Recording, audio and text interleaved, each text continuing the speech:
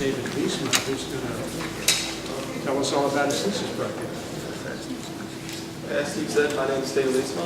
First, I want to thank you all for coming here bright and early. Before we begin, first, I want to thank my committee, Maddie, Steve, and BK for the support over the last 2 semesters. Also, I want to thank Rob and Chris for their work in producing some of the work up here. And finally, I want to thank my mother. She was the inspiration for this thesis. My thesis is titled Designing for Inspection and Educational Model for the Autistic User. And it all began with my mother, actually. This is her classroom. She teaches special ed. She's been teaching for the last 30 years and working with autistic children. And as you can see from those pictures, it's not a very well-designed space. It's got bright, harsh artificial lights. It's got poor daylighting. It's tiny. It's set away from the school in a trailer. And on seeing this room about 2 years ago when I visited her, I started thinking, how do you design a build environment for an autistic individual? And how does the build environment impact them? So how do the senses work? How do they see space? How do they feel the environment? And why is this a big issue? So going through the history, going through perception modeling. Autism is actually on the rise. You know that since it was first founded or discovered, named in 1943, autism started growing to now 1 in 60 children in America have been identified as autistic. So as these children become, or as autism becomes more prevalent, we need more school design for the autistic and how to build an environment for the autistic individual. So what is autism? So when designing for something, you have to first think, who is the user and how are they using this space? How do they perceive space? What are their needs? So autism is defined as a neurological disorder, classified mainly by sensory disorder problems, language disabilities, social communication defects, and repetitive behaviors. For my thesis, I'm focusing on the sensory disorders. So these are most impacted directly by the built environment. So looking at the senses we have 5 major senses, as well as the proprioceptive system, which is the relationship of your body to yourself. So the fact that you can close your eyes and touch your nose and know where your body is. And the vestibular system, which is balance. These are some of the main senses that autism, the main senses that autism has an impact on, the main senses I'm designing for my learning. Think about how an autistic brain works. Even though the senses and the organs that see those senses work fine, it's the brain that interprets the signals with. So thinking about a neurotypical individual who has a properly working brain, when you see a pen, you realize it's a long, cylindrical plastic object. The brain interprets that it's a pen, and they realize they can write with it. The autistic individual, when they get the same exact stimulus, which is light waves bouncing off that pen, the brain cannot comprehend or realize what it actually means as fast, or in the same way as a neurotypical individual. There are many specific ways that it just happens.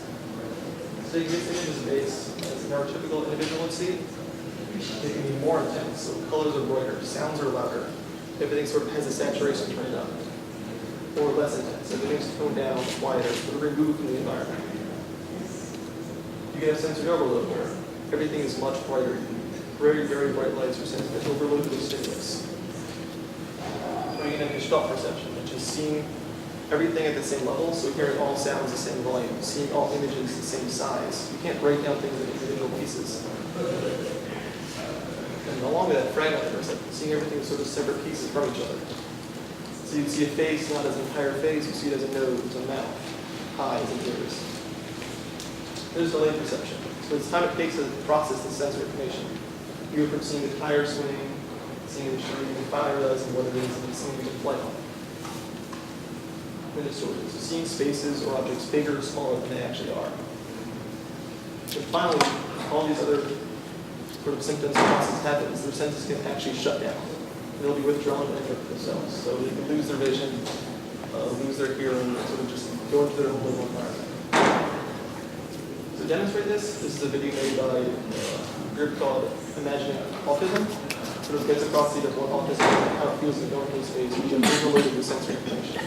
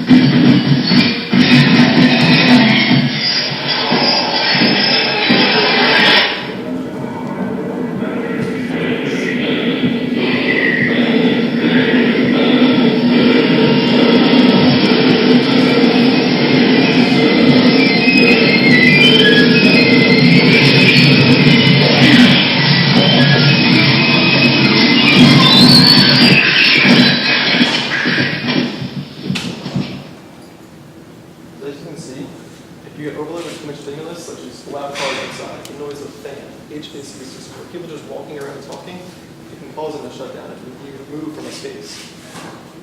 These are some quotes of people who experience these senses, and it's hard for architects as ourselves to put ourselves in their shoes because we literally cannot see and feel what they do. Our senses work differently, so the world we see and the world we feel and experience is a completely different world of experience. So designing for these individuals is a very tricky situation. So how is that proposed to design for them? So look through methodology, looking at precedents of buildings that design for autism, both schools and residential housing, as well as reading a bunch of research on this topic, because it is a fairly new topic in the world of architecture. First of all, the main premise to look at is the Eating Institute in Princeton, New Jersey by Francis Architects, which is a school for autism. And we sort of design spaces and organize a building. So we have one main central courtyard with a center of shacks and a wayfinding mechanism, and a string of classrooms off to the side, so those are sort of separated from the hustle bustle of the more active area, which is in the administrative section. Next is the Michael Rose building, St. Coletta's in DC. Sort of this is a special needs school, so it's autism along with other special needs programs and diseases. So this one sort of creates a lot of houses for each student. So students are recognized, that's my house, that's where I take my classes. We're resident in that by their age groups. And having sort of a playful feel of the architecture. Then finally, the Sweet Clear Spectrum community, which is in California. And we sort of took little housing units, made a whole campus out of them, be this one unit multiple times. And upon looking at those and other precedents, sort of figured out some sort of common themes between them.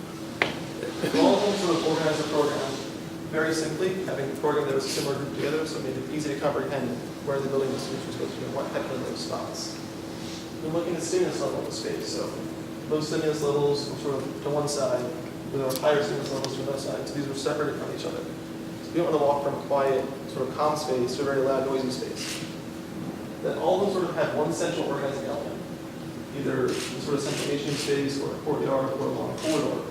So students could always, or students or the residents in these places, could always look back at these spaces, realize where they are in the building. And always having an escape space. So if a student does get sensory overload and does sort of need to remove themselves from the environment, having an area to escape to that's quieter, that's controllable, that they control how it is. And for some of those, that's a green space. So how you can sort of go to these open outdoor spaces in nature and experience that. So looking at those, or reading those readings, I came up with these 9 principles of design, which I implemented into my final design of the building. So looking at distractibility, financial curiosity, spatial organization, and how these all can impact the building. So first off, this is not my building design, so it looks different. This is a precedent and idealized form I sort of developed out of this process. So acoustics. One of the most influential behaviors or influential stimulus on our autistic individual in terms of paying attention or being distracted. Trying to make it so noise from one area does not carry over to another. So having strong insulation or heavy insulation between walls, making sound barriers or noise on the outside, such as trees or walls, making sure rooms have good acoustics. So dropping the ceiling low, not having these large open noisy spaces. This is lighting. So those with autism can see the sub-flicker and artificial lights, which can distract them. So if you do have artificial lighting, make sure it's uplighting. So bouncing and diffusing the lighting, making it softer. Daylighting is more beneficial because that doesn't have the same effects as artificial lighting, but then you take into account the views of the outside. So views of the outside could be distracting to an autistic individual. So we have windows that allow lighting, but don't allow direct views out. As the students in a classroom, they could be looking outside, seeing someone playing frisbee, and that could distract them from how they're learning in the classroom. And finally, for distractibility, colors and patterns. So they see colors more intensely. And having a muted palette of colors or palette of colors in a classroom or a space is very beneficial to them. And also avoiding heavy patterns. So tiling, heavy wallpapering. They can see these patterns and they use something called stimming, which is staring at one pattern, so they're just getting absorbed into that one pattern instead of looking overall or paying attention to the room. Next, we have the context and together. So how the building actually goes together. Safety is a huge concern in the autistic because their sensory problems, they're not aware of their own bodies. You don't know how far away they are from themselves. You don't know where their body is in relationship to a building. You can't tell where they are in the space as well. They have very poor balance. So designing a space that's safe for them is very important. In terms of having an area enclosed so teachers or parents can always walk their children, their students, making sure there are no ways to pinch themselves, having doors that can lock, you can control the individual, and having views of the outside, you can always see where these students are if they're playing in the courtyard. And durability. Along with the fact that they don't know their bodies well, they can injure sort of the building a lot and cause damage to it. Also, those with autism and other special needs don't have very good control of their bodily functions, so having buildings that are easy to clean and easy to maintain are very important. Then finally, the spatial organization, so how the building actually goes together. It should be an adaptable building. So it should be able to change the needs of the user and the needs of the students or the teacher. So if you need, say, a row of seats, you should eliminate it. If you need a circle, that should be changed. It also means you can be able to change the stimulus in the building. So one student likes it to be dimmer or darker. That's really slightly. You should still change it. Putting dimmer switches on lights, having furniture like moving. These are all important aspects of how the building can change with the user. A little bit of contrast to that is predictability of the students knowing where they're moving in space and knowing how the space is organized. So having identified colors, so if you have a green classroom, you're a student, you know, that's my classroom is green. Also having a big open space with some sort of central organizing space within the building, so they can always reference back to that one space and really nice wayfinding mechanism. Also having some curved walls as they transition space easier than the sharp corners. And having these escape spaces so students can remove themselves from the environment and play out to overload the stimulus.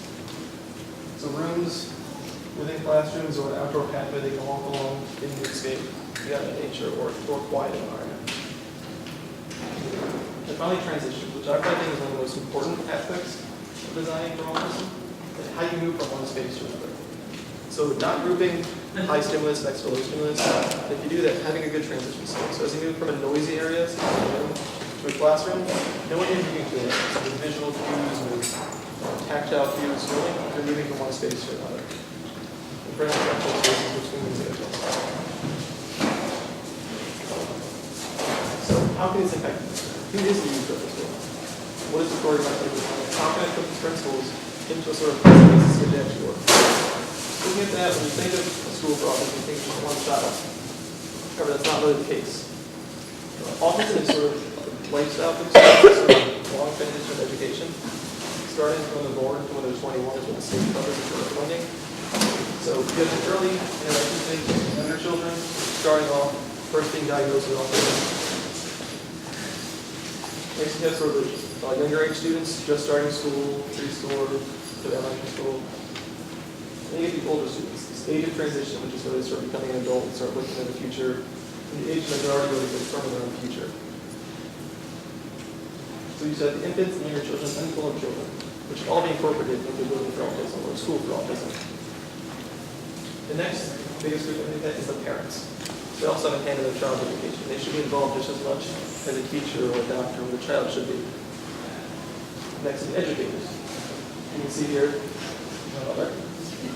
which is special ed. They also have a heavy hand in the education, sort of raising these children, getting them used to society. And finally, the doctors and nurses who conduct the tests, diagnose children, sort of work with them and research the disease. Currently in schools, it's mostly just teacher working with the students. No interaction between all these groups. So what I'm proposing for my school, for my education center, is having everyone connected. So having doctors working in the same building as teachers, having parents involved as well with parent education classes, having older students and younger students and infants all learning in the same building, sort of developing over time in this one building. So I'm calling it sort of educational center, which combines school for autism, a diagnostic center, and parent education program. Look at the program and see the school, the education center does take up the majority, so that probably is what's important. The other program is also not neglected. And looking at how you organize the program is important. Not doing the typical way of organizing it based on the usage of students use this, so you put them together. Looking at it based on the stimulus of the space. So all the active, very loud spaces such as the gym and cafeteria should be grouped together with a sort of medium quality occupational therapy, physical therapy, and finally down the quieter spaces which are the classrooms. Next, and look at the site. Based on the most recent study by the Center for Disease Control, which found about 168 students for autism, New Jersey had the highest, which is 1 in 45 children that are identified as autistic. So looking at New Jersey, looking at the program I developed, I discovered, or I determined that a college campus would be the best place to place. As you have students who are learning to be special ed teachers there, you have nursing majors learning to become nurses and hopefully doctors there. You have good education there. So I decided on a college university. Doing a campus based in Ewing, New Jersey, doing a bit, and so now I've decided where to place to go on this campus. It works best with autism and also works best with the campus. So here is the current school of education. So a connection to this building is very important. Look at the program. What's the building is? So you see the purple is all the academic buildings, yellow is residential, blue is student services, and green are athletics. How do you make these sort of districts on the campus?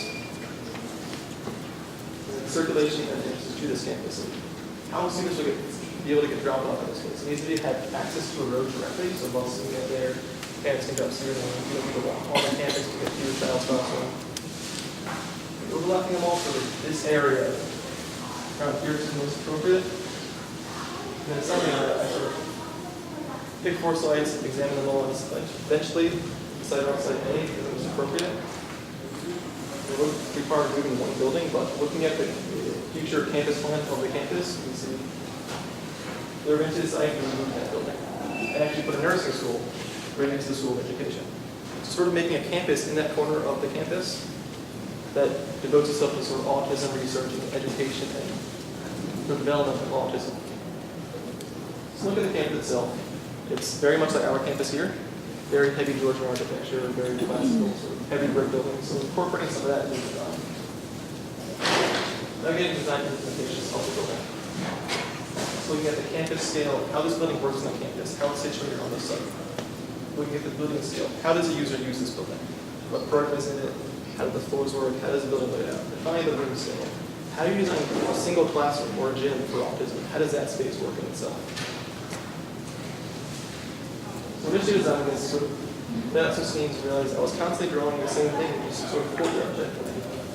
So you can see here, here, here, here. Always sort of capturing space with this building in this one central area. Those are the more successful scenes in these courtyards.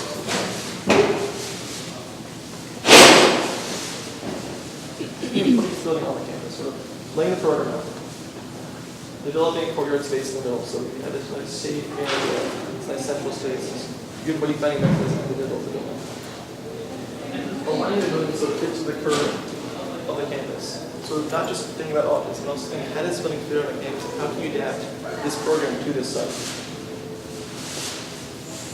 Then dropping this courtyard down, if you did the total range change, you can see in the models, how that site does kind of maybe total change from the lower level of the road up into the area of the campus. It sort of creates more private space for the school and the building, sort of as more public space for the actual campus. And then trying to keep this strong view up there. But since it is sort of safety concern, you don't want random people on the campus, random college students walking this building, making it a visual connection, not a physical. So having sort of this glass box or glass cube through this building or to live. Then organize this building by stimulus, so breaking it apart. So you a low stimulus wing, medium stimulus, and then a high stimulus wing.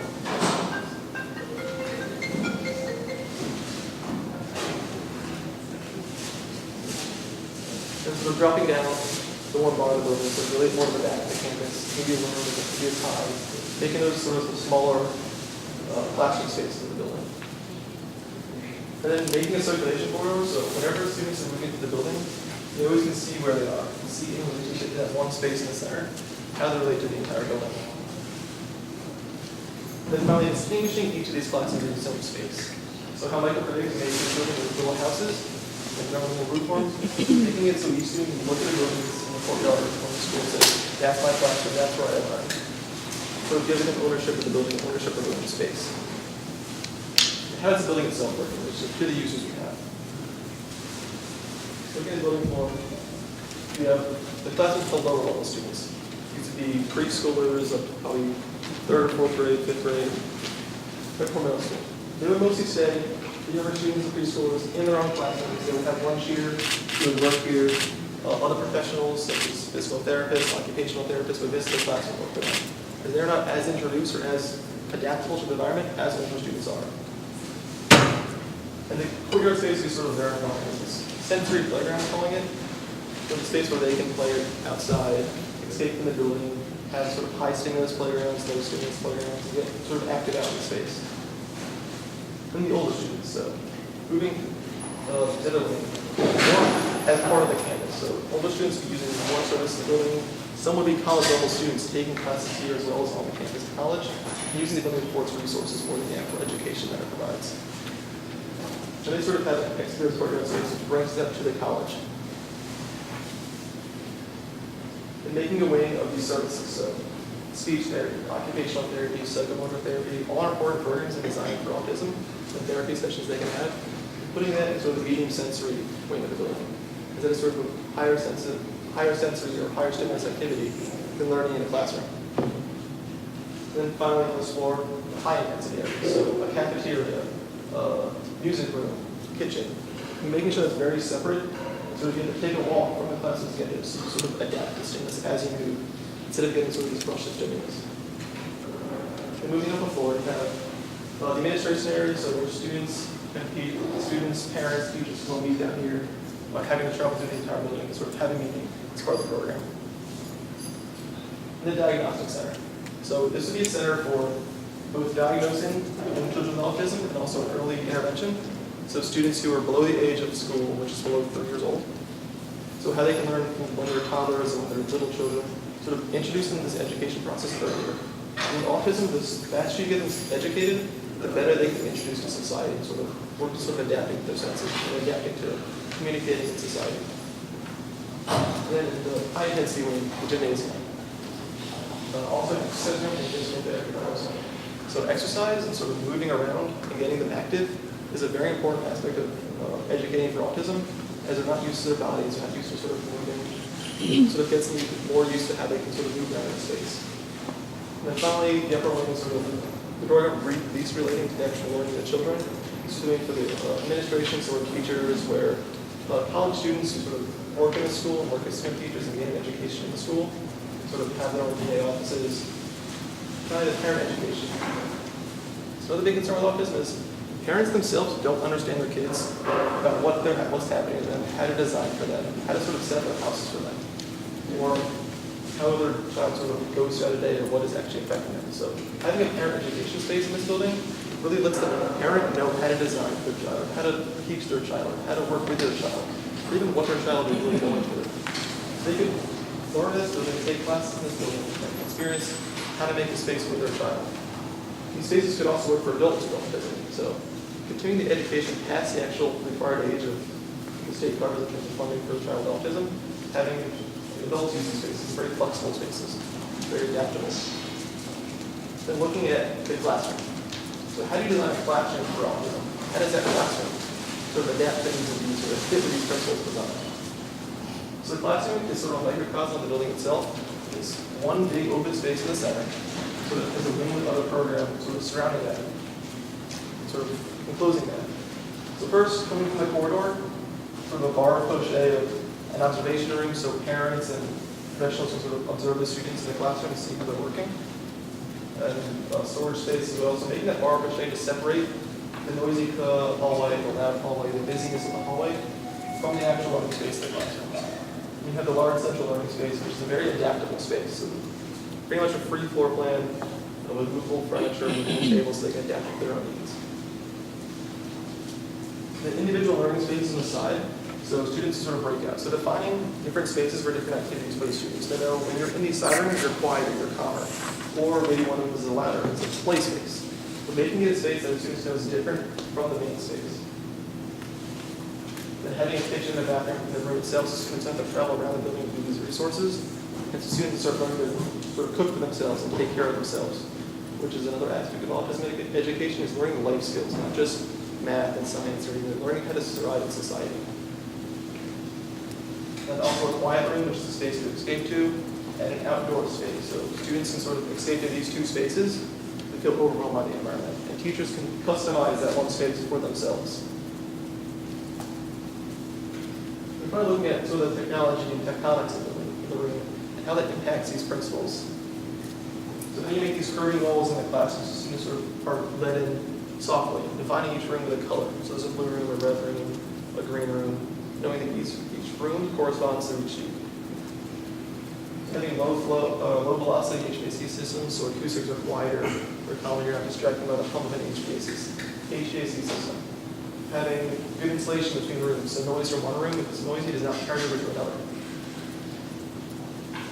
Making these rooms on the side sort of transitional spaces, so having a different spatial quality, dropping the ceiling, changing the color of the walls, changing the floor pattern in these rooms, so students know they're different spaces.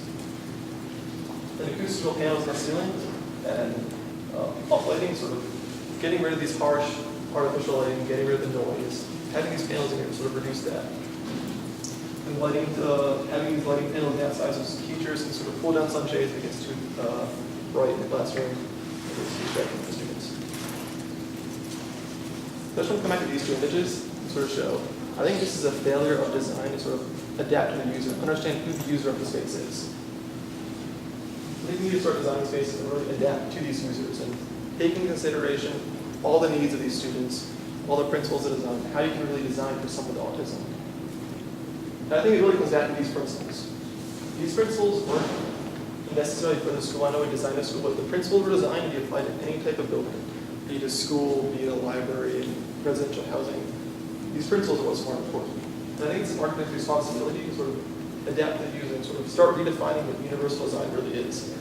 Because currently, it only really counts for physical problems, not so much mental. And we need to sort of start thinking about these disabilities, people with mental issues, how you can design spaces around them.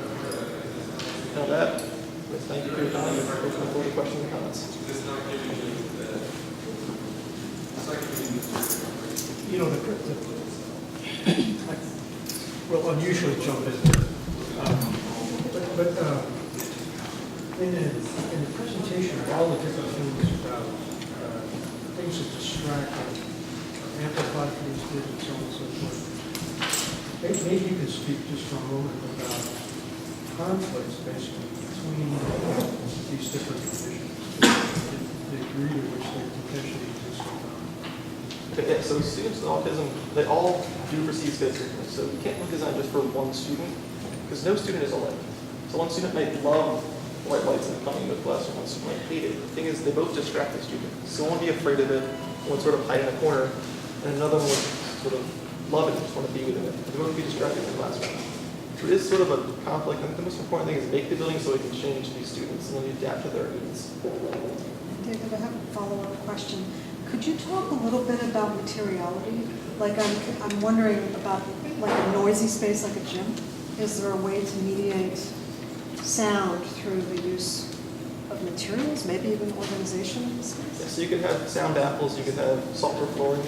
But the way isolated space at the gym is one of the louder, noisier spaces. So you don't really need to avoid these spaces per se. You just need to make transitions between all these spaces important and defined. So a gym can be a noisy space. The students know they're going into a noisier space. And some students might avoid it, some students might love it. But you can't really design one space that's perfect for one student, but it has to be adaptive. So you could have sound insulation panels, you could have things move up and down the ceiling. And is there any specific treatment of light or variation of light that you employ through the building?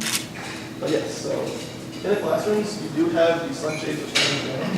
So you can sort of control the lighting in the classroom. So if you want it to be darker or not as bright, you can control that. In the gym, since it is a more high intensity space, having all these bright lights come in, I think, was more important because it is a real higher stimulus area. Did you find that there was a difference in the age of the students in terms of the amount of distractions that they can handle in the process? I like your first diagrams where you talked about space without talking about architecture, and it implies that it was more neutral and it had fewer distractions. That would have led me to think that maybe trusses in the ceiling and high volume and low volume might actually turn out to be a distraction. How does that change from the infant to the 21-year-old with Dr. Bryan? It's a very good question. So younger students are less able to adapt to their surroundings, and so older students have this education process. So they sort of have gone through the process, they've worked with paraprofessionals, worked with therapists to adapt to these. So yes, older students are better adapting to their environments, but it also depends on the student as well. You could have a lower student who has a less severe autism who adapt just as well as we can to any environment. You could also have an older student with a more severe case of autism who can't adapt at all. So just can't really get used to the environment. So it is sort of a challenge of how to design these spaces. And the process might have been distracting, but designing them out of wood, I sort of look back to sort of make it like a house. So students would think of these as classrooms or an institutional area. They're sort of like, this is sort of a nice warm building. This is like a house I live in. Is there a pattern in the classroom layout having anything to do with what kids are what classrooms So the classrooms are all sort of the same module, but they can all sort of adaptive. So these side areas over here, for a more advanced student, maybe they get broken up into one space that becomes a computer type room. Maybe this large area that becomes divided up into rooms. So even though the module, the same sort of layout of the building, the classroom is the same, they can still adapt to the needs of the users. Did your research suggest ideal class sizes for autistic children, or is that again variable? So actually, autistic classrooms are much smaller because each student needs more space. They're not as well, like I said, they're not aware of their surroundings, so students have problems with crowded areas. Also, they need more attention. So usually it's one teacher per student or two teachers per student. It's a very much smaller classroom. So even this building's about 40,000 square feet would not house the same number of students in no typical school, 40,000 square feet. The access would be about 8 to 10 students at most. Yeah, that's why I was wondering in terms of the floor plan, a lot of these students have aides Yes. who are with them all the time, plus teachers. And since this is in a learning environment, in other words, on the college campus, I would assume there'd be research going on as well too. In your classroom, I see space for only one teacher. And so on, how would you handle researchers, adults as aides, adults as teachers, and so on, in a space like that? It appears like it's still only just one teacher. Okay, so the one main teacher would control the class as typical in the school environment. And there aren't really spaces for the paraprofessionals to work, but these side areas could be used for that. So each sort of aide could have its own little side area. They can move the student there if they need to work with them. Or they could have spaces sort of on the upper levels, sort of offices up there in the administration wing, and sort of still work in the classroom. So the paraprofessionals might not work in the classroom consistently or have spaces in the classroom. They can still go in there when they need to teach. A lot of them I think would be student teachers, so college students who are at the School of Education, which is right nearby, would be working in these classrooms also. So you could have these student teachers working as paraprofessionals and working as aides. You could be living on the campus and wouldn't really need their own space in this building. I think that's why it works best on a campus, sort of all these different needs of program, as the campus does take up a lot of the space and it sort of lets you get more space in students in the school itself. I just wondering how you would accommodate that in the classroom. It seems like there's a lot of fixed perimeter here and not quite the flexibility that may be needed for, let's say, the medical research is going on, plus the paraprofessionals, plus the teacher, and so on. So that's the only question I have in terms of the classroom itself and how you accommodate all these people and all these different needs. I mean, some kids need a person who's with them 24 hours a day, and that person doesn't change because of sensory overload. So, other kids can function pretty much on their own, except for some all these different variables going on at the same time.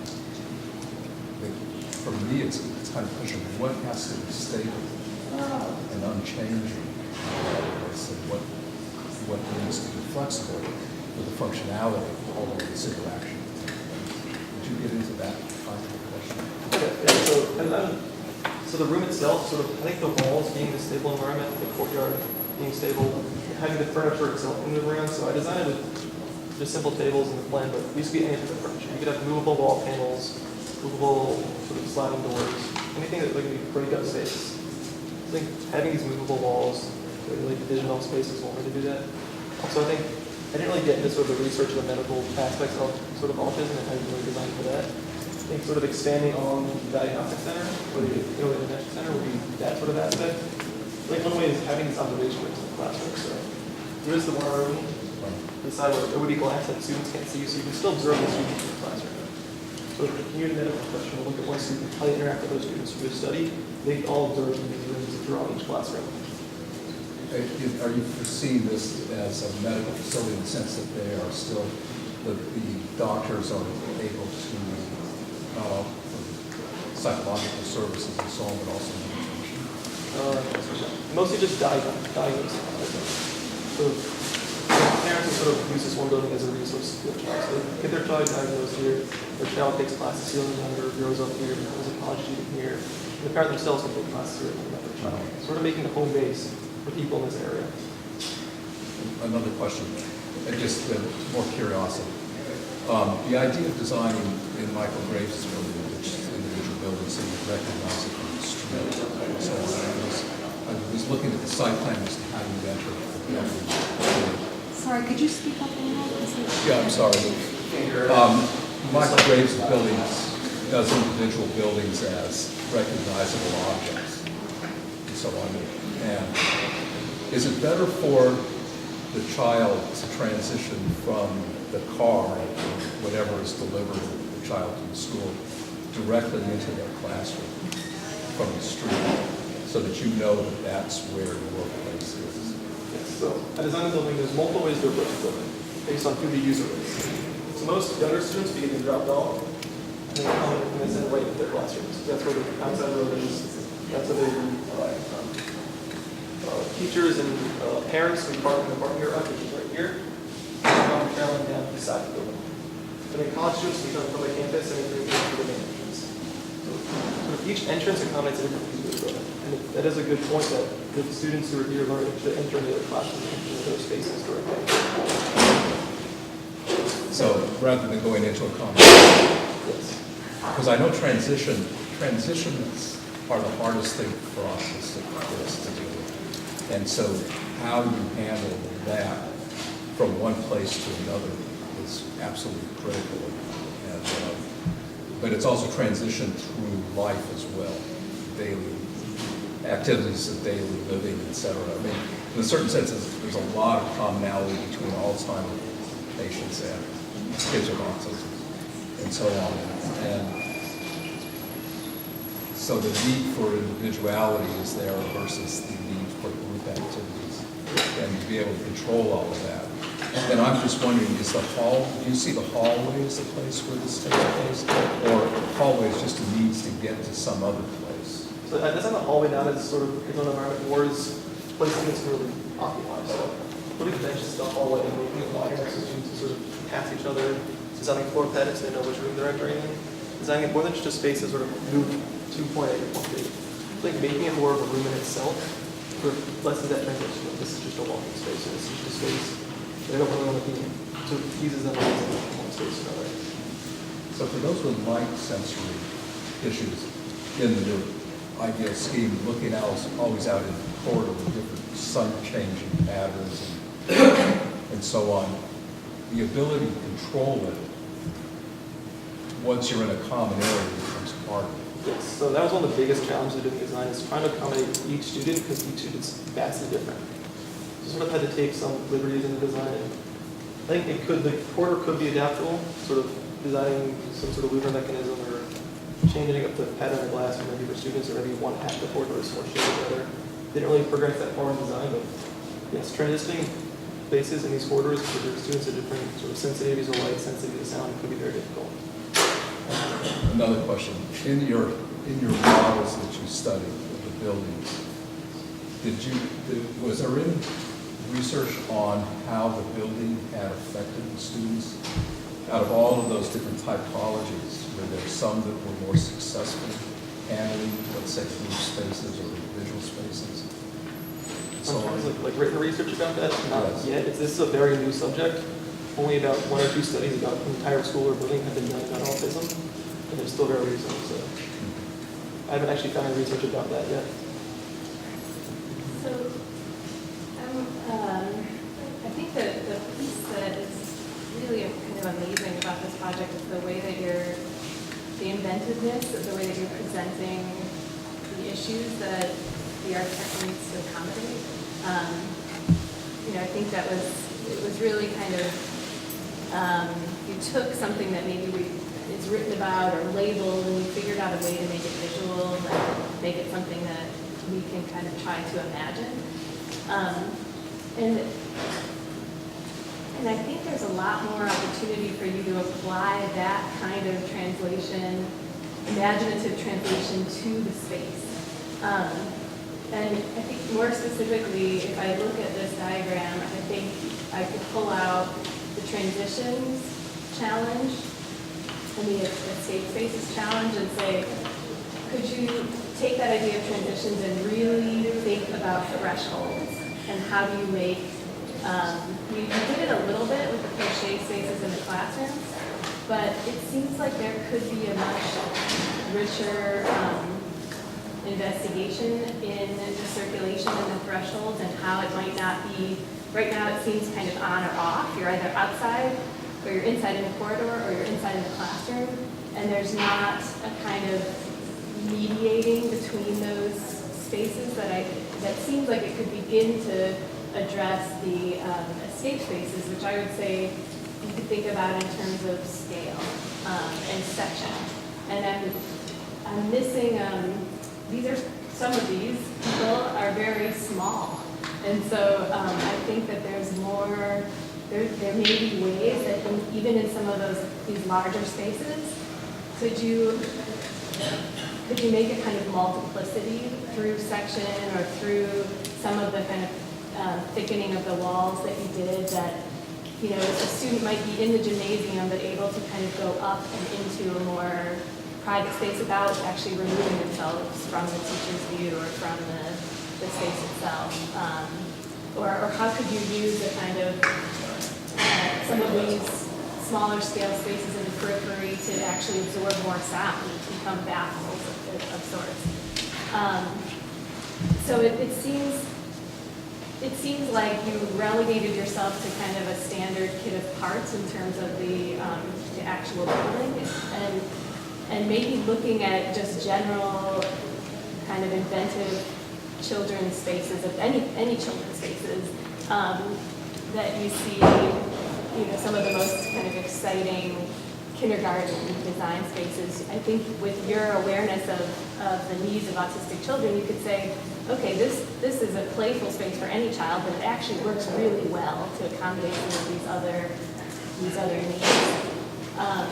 And I think that the siting is in some ways it's very sensitive to the campus, but you may take a closer look at the lighting, the orientation to the sun.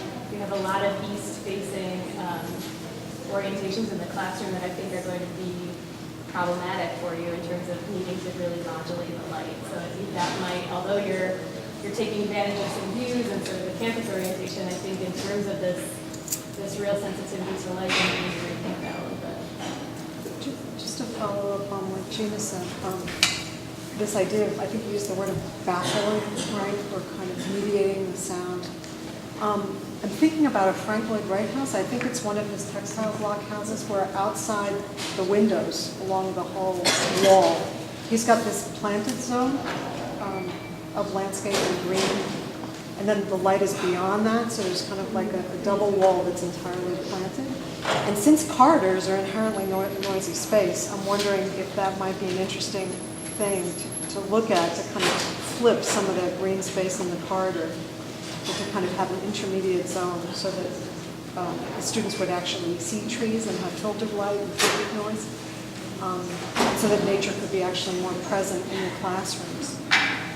If we had an interior design program here, you would have a whole panel of product samples that would be about acoustics and sound absorption, because in my experience, autistic children get easily distracted, very easily distracted, and noise and working in small groups is very, very key to maintaining their attention. So some things you'd want to look at is how much reflective surface you had versus absorptive surface. And you go down to details like furniture and not just carpeting, but furniture and other kinds of things in the classroom to be able to do that. And you probably would also, we'd all like light entering into things, but they're also very easily distracted. So the ability to control that really, really important. And, you know, the flexibility of the small classroom you have there is really key because they're going to work in small groups with their aides. And one thing I would question a little bit is the lobby for the bus drop-off side, because lots of times the aide waits in the lobby for the student to come in and, you know, receives them and takes them into the classroom. And it would seem like we would want something perhaps a little bit, you know, more of a place for them to be there so that they could receive the kid and work with them over the course of the day. Because when an aide works with a kid, they're with them all day long, you know. So, you know, I think it would have been interesting to see not just the drawings and the labeling of materials, but also the actual materials themselves. What sort of innovative products are being used in flooring that wear well because they have to be very durable, because these kids sometimes can act out in ways that can be very punishing on materials. And, you know, it would be totally within your rights to make a board that actually has those product samples and to start with that, because lots of times they're ultra sensitive to sound as a distraction, and if it's not managed, it can result in very, very bad consequences for kids with these kinds of problems. So Matt, let me propose a way to think about this for other people in the room that are doing theses, and it might enable that kind of detailed development to take place. And in this particular project, and I think David's done, by the way, I'll preface it by as a committee member saying, I think David's done a tremendous job working with a very real problem and developing a kind of critical distance to be able to deal with this in a way that's very professional. And so I applaud him for that. I also think that David was doing due diligence in selection of site. That was very important. He looked at a number of different campus sites early on in the process. And unfortunately, the selection of site, however, didn't happen until this semester.